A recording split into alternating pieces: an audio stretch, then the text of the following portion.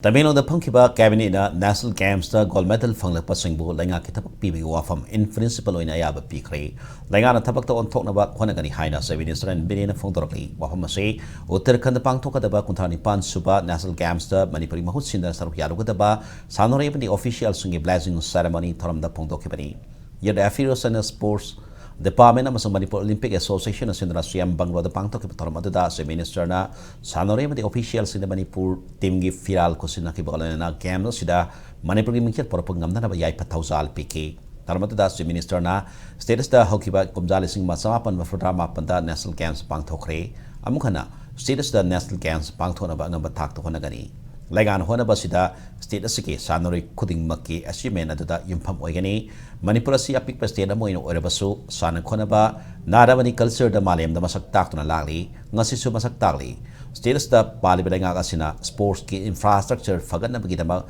Shanga Sakat Pitabak Torum Sing Lepalaitan Honari, sports Kitabak infrastructure, the investment Lepalite, Matamatang Uina Lakpa equipment sing Lepalaitan Hafsili. Sanori sinasu discipline nga na satuna Mike Papa sports person na moy batanatana lamdam asibu sumasak tang na bahuna se sports person khak natana discipline hai ba se hiram khuding makta yan maroi hai ki nahangi kamero do to cabinet na ko in principle ya national games Mike Papa gold medalist competition do thok piru ni madal do in principle ya adu usu ko thapon ko mo taw ne duga pe thi mari le nes ai ko ara iba jati na pe sahi lising ohumgi lising ani ga ai lo puar ri le ba anu lising ohum hena ba la ga la ba ni ba